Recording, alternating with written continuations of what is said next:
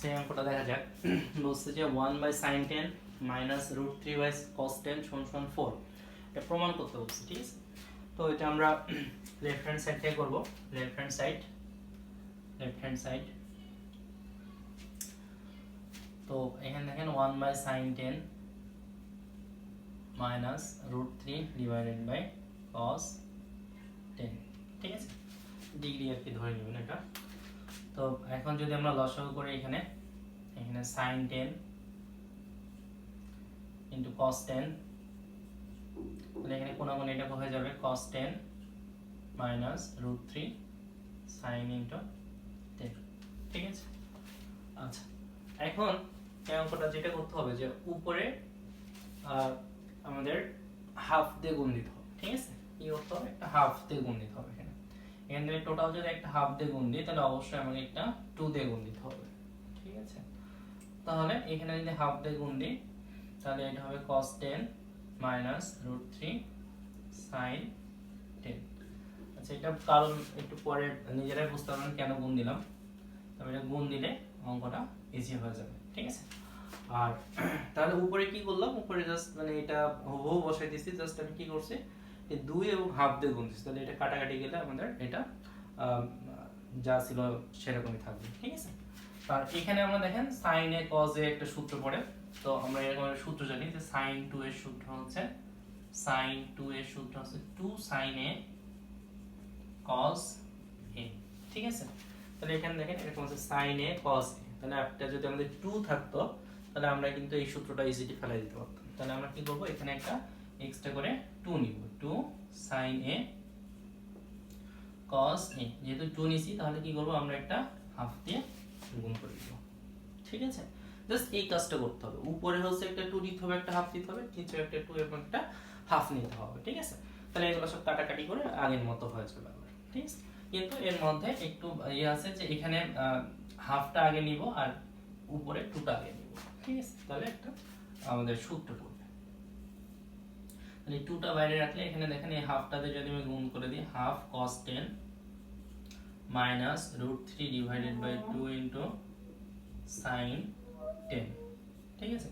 আর নিচে half into এখানে হয়ে যাবে আমাদের sin 2 থিটা, বা এখানে 2 sin a cos a আছে, তাই না? তাহলে এখানে হয়ে যাবে sin 2a। তাহলে 2a মানে হচ্ছে 10 দুগুণী 20 হয়ে যাবে, ঠিক আছে? 2a, হ্যাঁ, a এখানে যেহেতু 10 ডিগ্রি তাহলে sin 2a হবে sin 20 ডিগ্রি, ঠিক আছে? দুই দিয়ে গুণ হয়েছে। আচ্ছা এখন এই দুইটা হাফটাকে যদি গুণ করে উপরে উঠাই দিই তাহলে এটা হয়ে যাবে আমাদের 4, ঠিক আছে?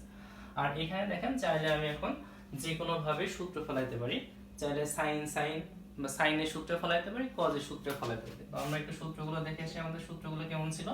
sin a plus b সূত্র ছিল, বা sin a minus b যে সূত্রটা ছিল, sin a cos b minus cos a sin b। চাইলে এই সূত্রটা ফালানো যায়। মানে এখানে দেখেন cos আছে, সো এই জিনিসটাকে আমাদের কি বানাতে হবে, sin a বানাতে হবে। sin a cos b minus এটা cos a sin b বানাতে হবে আমাদের, ঠিক আছে? চাইলে অন্য কিছু বানাতে পারি, ঠিক আছে? আচ্ছা তাহলে এখন দেখেন এটা যদি হাফটাকে যদি আমরা sin দিয়ে লিখি, sin কত ডিগ্রির মান হাফ? আমরা জানি sin 60 ডিগ্রির মান, 30 ডিগ্রির মান হচ্ছে হাফ। sin 30 ডিগ্রির মান হচ্ছে আমাদের হাফ, ঠিক আছে? ইনটু cos 10, এটা বসাই দিলাম, মাইনাস এখন দেখেন √3/2, এখন এটা cos এর মান বসাতে হবে। তাহলে cos কত ডিগ্রির মান √3/2, cos আমাদের 30 ডিগ্রির মান হচ্ছে যে √3/2, ঠিক আছে? Into sin 10। আচ্ছা ডিভাইডেড বাই আমাদের sin 20।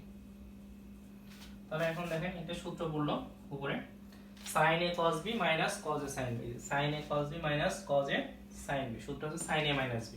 তাহলে এখানে হবে sin a minus b, a হচ্ছে 30 minus 10, ঠিক আছে? Divided by sin 20। তাহলে এটা হবে 4, এটা sin 20 ডিভাইডেড বাই sin 20, কাটাকাটি গেলে এটা হচ্ছে দেখেন 4, এটা হয়েছে। এখন যদি কেউ চান না আমি এটা হচ্ছে sin এর সূত্রে ফেলাবো না, আমি cos এর সূত্রে ফেলাবো, ঠিক আছে? তাহলে দেখেন আমাদের cos এর একটা সূত্র ছিল যে cos a plus b cos a plus b সূত্র হচ্ছে cos a cos b minus sin a sin b, ঠিক আছে? তাহলে এখানে আছে যে সেভাবে করে আমাদের সূত্র ফেলাতে হবে যাতে আমাদের cos a plus b সূত্র আমাদের পড়ে, ঠিক আছে?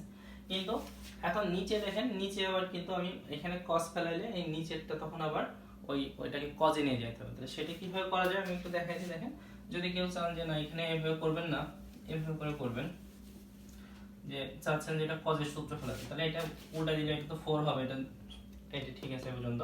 তাহলে এই হাফটাকে লিখতে হচ্ছেন যে cos, আমরা জানি cos 60 ডিগ্রির মান হচ্ছে আমাদের হাফ, তাই না?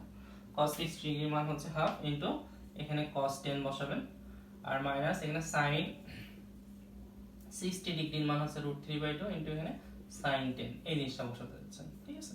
কোনো অসুবিধা নেই। নিচে হবে আমাদের sin, যেহেতু আমাদের কাটাকাটি করতে হবে, কারণ এখানে আমাদের এই সাইডে কোনো sin cos নাই, তাই না?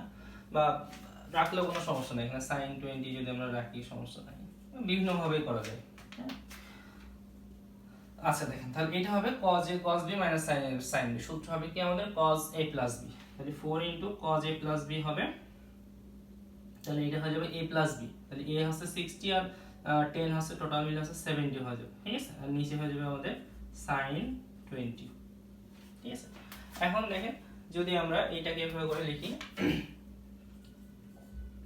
4, এটা cos 70 থাকলো, cos 70 থাকলো, আর এটাকে আমরা লিখলাম sin 20 কে লিখলাম হচ্ছে 90 minus 70, 90 minus 70, ঠিক আছে?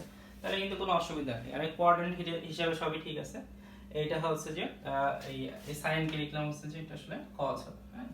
cos 90 minus 20, কারণ এই যে 90 যেহেতু বেজোড় সমকোণ, তাহলে এই cos ফাংশন চেঞ্জ হয়ে এটা কি হয়ে যাবে আমাদের sin হয়ে যাবে। আচ্ছা সরি,